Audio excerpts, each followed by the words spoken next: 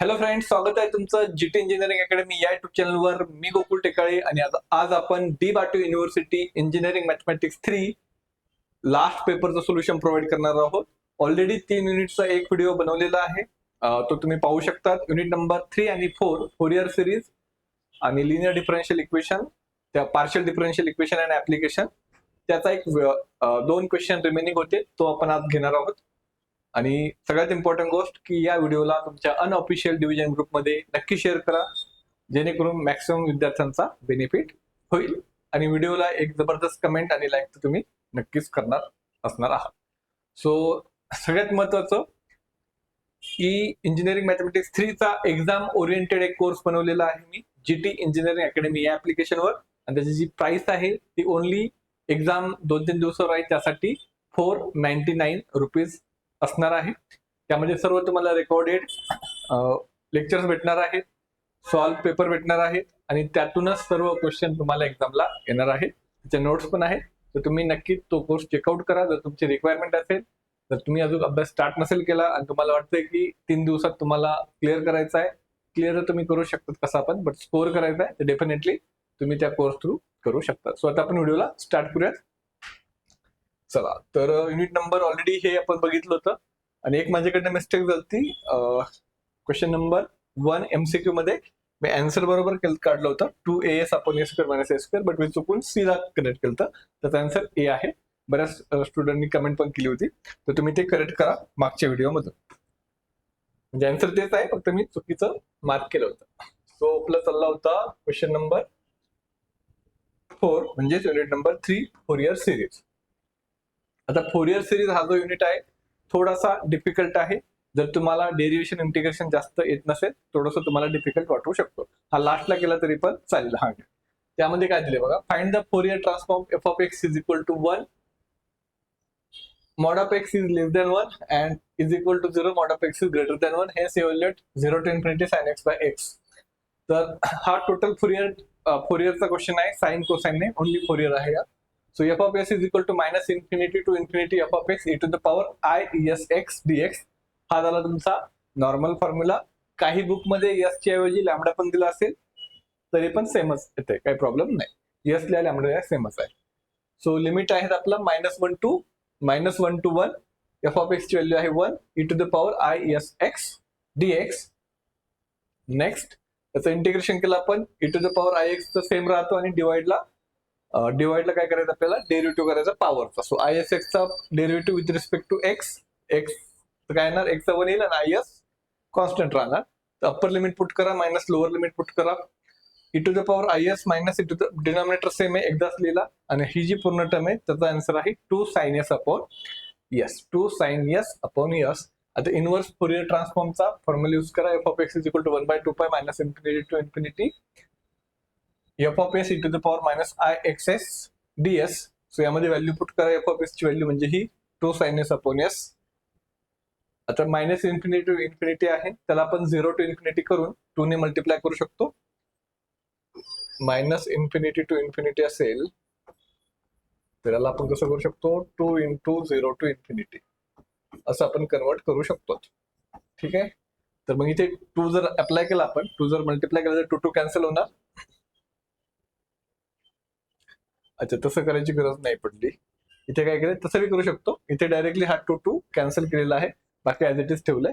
So आता या पूर्ण याच्यामध्ये 1/π मायनस इन्फिनिटी टू इन्फिनिटी मध्ये sin s by s e to the power minus I x s, यामध्ये x ची व्हॅल्यू 0 पुट केली. x ची व्हॅल्यू 0 पुट केली म्हणजे e टू द पॉवर 0 झाला आणि e टू द पॉवर 0 किती असतो, 1 असतो. सो इथे ही टर्म एलिमिनेट होईल, e टू द पॉवर 0 येईल, इथे 0 म्हणजे 1, तर sin s बाय s राहणार 1/π ऍज इट इज. आता नेक्स्ट स्टेपला जसं मी सांगितलं की minus infinity to इन्फिनिटीला 2 into 0 to infinity लिहू शकतो, तर इथे केलं, इथे minus infinity to इन्फिनिटीला 2 into 0 to infinity केलं आहे. आणि त्यानंतर मग पुढे f of 0 चा आन्सर आहे, f of 0 चा आन्सर आहे 1 आपलं. So 1 is equal to 2/π 0 to infinity sin s by s ds. आता हा 2/π आहे तो लेफ्ट साइडला शिफ्ट केला तर π/2 होणार आणि तेच आपलं फायनल आन्सर असणार. हे झालं s च्या फॉर्म मध्ये, s ला रिप्लेस केलं x ने, आपला हा आन्सर आहे 0 to infinity sin x by x dx is equal to π/2. अशा प्रकारे हा क्वेश्चन सॉल्व्ह करायचा आहे. नेक्स्ट आहे, आता हा खूप मोठा क्वेश्चन आहे, तर तुम्हाला बरेच कॉन्सेप्ट यायला पाहिजे. So find the Fourier cosine transform of f of x is equal to 1 upon 1 plus x square. Hence derive the Fourier sine transform of phi of x is equal to x upon 1 plus x square. तो हा cosine विचारलेला question. So f of x म्हणजेच FC of s is equal to 0 to infinity f of x cos s x dx हा आपला basic formula कोसाइनचा. So इथे f of x ची value आहे 1 upon 1 plus x square. त्याला आपण i consider केलं. i consider केल्यानंतर आपण इथे यूज केला आहे DUIS. मॅथमॅटिक्स 2 मध्ये मे बी तुम्ही रूल यूज केला असणार आहे differential under integral sign. DUIS चा मिनिंग काय असतो? DUIS म्हणजेच डिफरन्शियल अंडर इंटिग्रल साइन. म्हणजे इंटिग्रेशन साइनच्या आतमध्ये डिफरन्शिएशन करायचं. हा जो इंटिग्रेशन साइन आहे त्याच्या आतमध्ये आतली जी टर्म आहे त्याला with respect to s differentiate करायचं आहे. तिथे s ची टर्म कोणती आहे? cos sx आहे. cosचा डेरिव्हेटिव्ह मायनस साइन sx आणि हा sx चा derivative with respect to s. s चा 1 आणि x कॉन्स्टंट. इथे मायनस का आलाय? इथे मायनस नाही येणार, इथे करेल फक्त x राहील. तर मग पुढच्या स्टेपला काय होणार? काय केलंय? cos sx चा डेरिव्हेटिव्ह मायनस साइन sx आणि हा जो sx आहे त्याचा derivative with respect to s तो येणार x. नंतर हा x पुढे घेतला, हा मायनस बाहेर घेतला, sine sx upon 1 plus x square. इथे काय केलंय? Multiply and divide by x. x ने काय केलं? आपण ऍडजस्टमेंट केली. Multiply and divide by x and divide by x. Multiply and divide by x. तर इथे झाला ऑलरेडी x होता, तर x स्क्वेअर झाला, डिनॉमिनेटरला x आला. नंतर इथे +1 आणि -1 ची ऍडजस्टमेंट केली. +1 आणि -1 ची ऍडजस्टमेंट केली. सो पहिला जो पार्ट आहे x स्क्वेअर +1 हा सेपरेट घेतला sin x ने मल्टिप्लाय करून. नंतर मायनस, हा मायनस आणि हा मायनस, तो झाला plus 0 to infinity 1 upon sin x upon x 1 plus x square. म्हणजे काय केलंय? इथे आधी +1 -1 ची ऍडजस्टमेंट केली आहे. नंतर याला सेपरेटली कन्सिडर केलं, याला सेपरेटली कन्सिडर केलं आणि दोघांना पण सेपरेट डिवाइड आणि मल्टिप्लाय केले sin sx ने आणि डिवाइड केलं x upon 1 plus x square ने. आता हे दोन्ही कॅन्सल झाले. इथे राहिलं sin sx अपॉन x. आता याचं जे आन्सर आहे कशाचं? 0 to infinity sin sx upon s dx. याचा आन्सर असतो π/2. याचा आन्सर किती आहे? π/2 आहे. नंतर पुढे as it is term 0 to infinity sin x upon 1 plus x square dx. याला इक्वेशन नंबर 2 कन्सिडर केलंय. पुन्हा डिफरन्शिएट केलंय with respect to s. Differentiate with respect to s. तर मग इथे येणार d square i by ds square. π/2 चा derivative 0, sine चा डेरिव्हेटिव्ह cos sx आणि sx चा डेरिव्हेटिव्ह x. तर मग हा x आणि हा x कॅन्सल होणार. इथे राहिला cos x upon 1 plus x square. आता ही जी टर्म आहे ही म्हणजेच आहे cos sx upon 1 plus x square dx. म्हणजेच इथे sx पाहिजे, इथे cos sx पाहिजे. ओके, हा आता बरोबर आहे. तर हा जो आहे हा i आहे. तो इथे लिहिला, सॉरी i नाही, तो काय आहे? आयच आहे का तो? ही आय ची व्हॅल्यू आहे, तिथे यायला पाहिजे आय. तर मग इथे पण आय जर आला तर आय जर कॉमन काढला तर मग d स्क्वेअर -1. हा बरोबर आहे. तर ही जी व्हॅल्यू आहे 0 to infinity ही व्हॅल्यू आहे कशाची? आयच्या टर्मची. सो इथे येणार d square i by ds square is equal to I. लेफ्टला मायनस झाला, आय कॉमन काढला, d बाय ds ला. d बाय ds म्हणजेच काय? Capital D. सो स्क्वेअर असल्यामुळे कॅपिटल D स्क्वेअर मायनस आयचा कोएफिशियंट 1. सो इथे ऑक्झिलरी इक्वेशन. तर यामध्ये याचे रूट्स फाइंड करायचे. सो याचे रूट्स येणार प्लस और minus 1. So it is real and different roots. So c1 e to the power s plus c2 e to the power minus s. Then particular integral pi. cf म्हणजे काय? याला आपण yc पण म्हणतो cf ला. आणि pi म्हणजे particular integral. So तो 0 असणार कारण की राईट हँड साइडला 0 आहे. सो आय चे आन्सर येणार टोटल cf प्लस pi म्हणजे c1 e to the power s plus c2 e to the power minus s. नंतर याचा पुन्हा डिफरन्शिएट केला आपण di by ds. So c1 e to the power s, हा इथला मायनस इथे येणार, c2 e to the power minus s. s ची व्हॅल्यू 0 पुट करा, c1 मायनस c2 होईल कारण की e to the power 0 काय असतो? e to the power 0 1 असतो. नंतर मग C1 minus C2 is equal to याचं जे आन्सर आहे di/ds at s is equal to 0. कुठे आहे di/ds आपला? इथे आहे. at s is equal to 0. s ची व्हॅल्यू जर 0 पुट केली तिथे साइन 0 होणार. साइन 0 म्हणजे पूर्ण 0. तर राहिला answer -π/2. So C1 minus C2 is equal to -π/2. Equation number 4. आता i चा आन्सर काढायचा. i म्हणजे आपला हा. त्यामध्ये जर s ची व्हॅल्यू 0 पुट केली यामध्ये तर cos 0 1 असतो. तर मग इथे काय येणार? इंटिग्रेशन 0 to इन्फिनिटी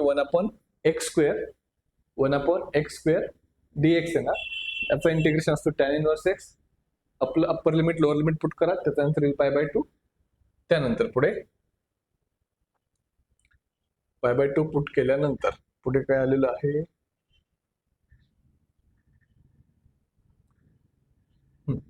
तर पुढे ही व्हॅल्यू जर पुट केली, s ची व्हॅल्यू 0 जर पुट केली इथे, तर आन्सर येणार π/2 is equal to C1 plus C2. Equation number 5. आता नेक्स्ट स्टेपला 5th इक्वेशन आणि 4th इक्वेशन या दोघांचे ऍडिशन करा. त्यातनं C1 0 येणार, C2 π/2 येणार. दोन्ही व्हॅल्यू i च्या इक्वेशन मध्ये पुट करा. म्हणजे कुठे? इथे i च्या इक्वेशन मध्ये जर पुट केलं तर त्याचा आन्सर येणार π/2 C1 plus C1 0 C2 π/2 put केलं तर i is equal to C1 चा answer 0 e to the power s, C2 चा answer π/2 e to the power minus s. याचा आन्सर येणार π/2 e to the power minus s. थोडंसं लेंदी आहे but important question आहे हा. 1-2 वेळा तुम्हाला सॉल्व्ह करावा लागणार आहे.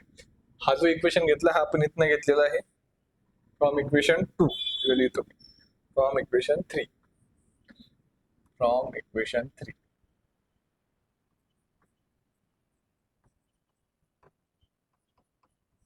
इक्वेशन 3 मध्ये जर s ची व्हॅल्यू 0 पुट केली तर i is equal to C1 e to the power 0 आणि C2 e to the power minus 0 येणार. तर मग पुढे काय येणार? C1 plus C2 is equal to i आणि मग i ची व्हॅल्यू आपल्याला फाइंड करायची. त्यासाठी मेन इक्वेशन मध्ये s ची व्हॅल्यू 0 पुट केली, सिम्प्लिफाय केलं, 2 इक्वेशन आले आणि फायनल आन्सर आला. नंतर नेक्स्ट पार्सेवल्स आयडेंटिटी. तर हा एक इम्पॉर्टंट क्वेश्चन राहील. इथे 4 9 च्या ऐवजी कोणताही परफेक्ट स्क्वेअर येऊ शकतो, तिथे 1 येऊ शकतो किंवा 16 येऊ शकतो किंवा लेटर मध्ये पण येऊ शकतो a आणि b. तर कसं सॉल्व्ह करायचं बघा.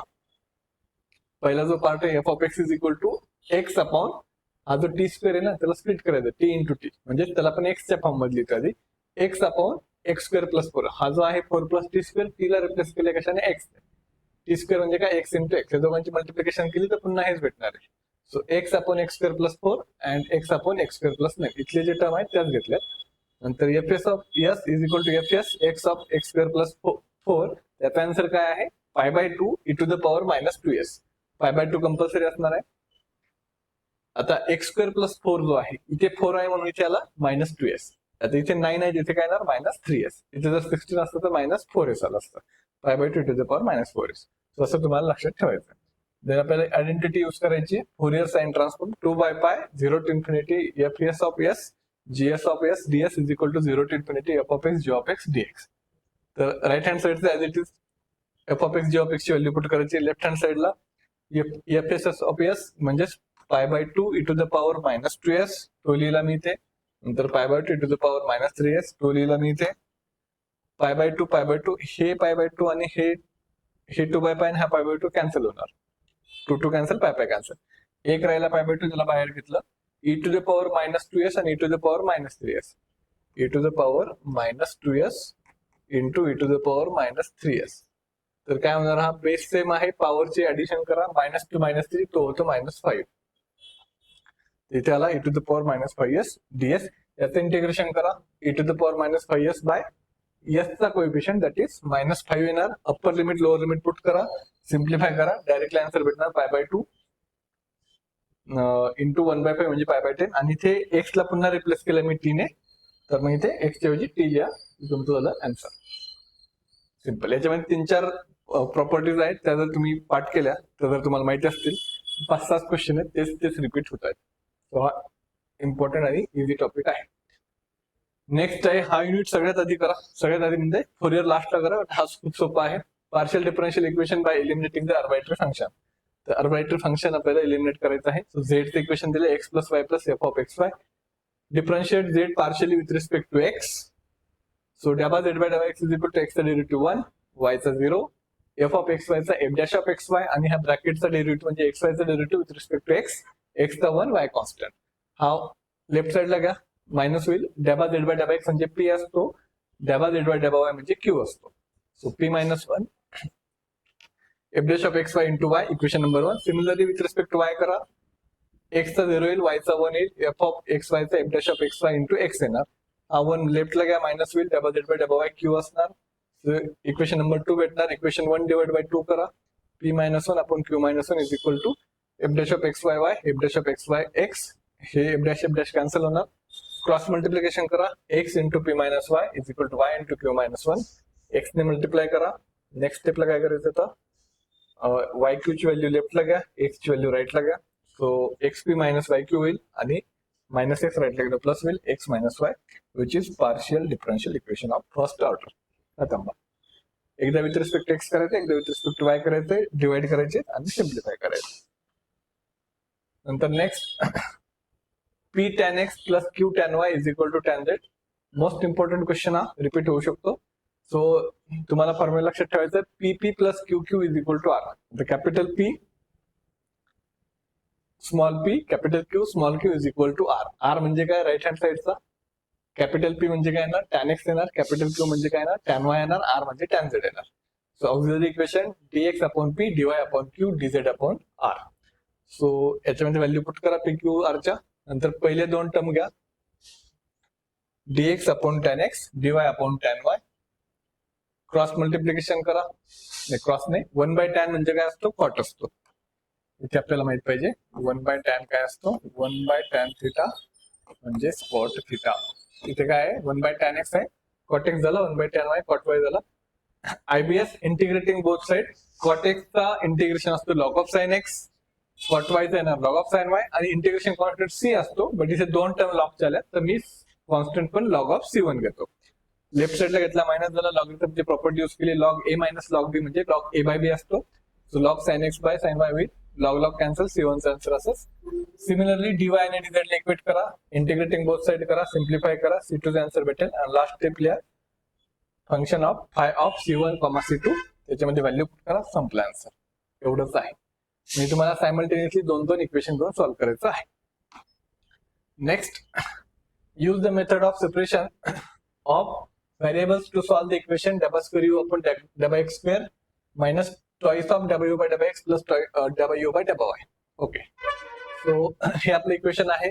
u is a function of x y is equal to x of x capital Y of y, small u is equal to x y आहे. so डबा u by डबा x काय येणार, x चा डेरिव्हेटिव्ह म्हणजे x dash into y, डबा u by डबा y x तसाच राहील, y चा डेरिव्हेटिव्ह म्हणजे y डॅश, देन डबा स्क्वेअर यू डबा एक्स स्क्वेअर म्हणजे एक्सचा डबल डेरिव्हेटिव्ह आणि वाय कॉन्स्टंट.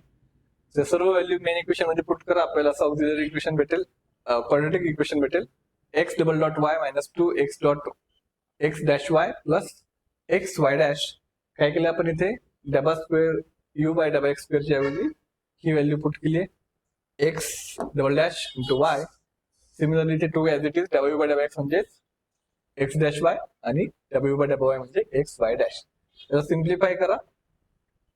वाय काय करायचं इथे बघा, वाय डॅश ची टर्म राईट साइडला शिफ्ट करायची, बाकी वाय कॉमन काढायचं आहे. नंतर वाय डॅश ला डिवाइड करायचं आहे, हा झाला के तुमचा. नंतर मग के एक्स कन्सिडर करा त्याला, हा एक्स राईटला लो के एक्स झाला. लेफ्ट साइडला शिफ्ट करा, कम्पेअर करा क्वाड्रॅटिक इक्वेशन बरोबर. M square minus 2m minus k, इथनं एबीसी ची व्हॅल्यू कॅल्सी मध्ये पुट करू शकता तुम्ही. डायरेक्टली तुम्हाला असं आन्सर भेटेल, किंवा आन्सर तर नाही भेटणार कारण की के हा कॉन्स्टंट आहे, व्हॅल्यू माहिती नाही. सो इथे आपल्याला क्वाड्रॅटिक इक्वेशनचा फॉर्म्युला यूज करायचा आहे, मायनस प्लस और minus under root B square minus 4ac upon 2a. म्हणजे व्हॅल्यू पुट करा, आन्सर भेटणार. एम ची दोन root, 1 plus under root of 1 plus K आणि 1 minus under root of 1 plus K. So C1 पहिला root e to the power पहिला root plus C2 e to the power दुसरा root. त्याला जर सॉल्व्ह केला आपण, y dash of y is equal to minus k. So पुढे काय केलं आपण, ते log y is equal to minus k y plus log C3.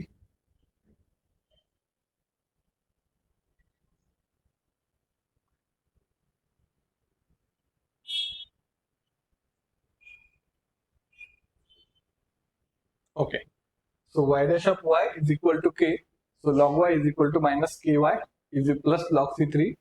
So इथे 1 आहे, 1 च्या ऐवजी आपण log a लिहू शकतो. नंतर मग के वाय ला e च्या पॉवर मध्ये शिफ्ट केलं, नंतर लॉग कॉमन काढला, लॉग लॉग कॅन्सल केलं आणि y is equal to C3 to the power minus k y. अशा प्रकारे तुमचं फायनल सोल्युशन राहणार आहे.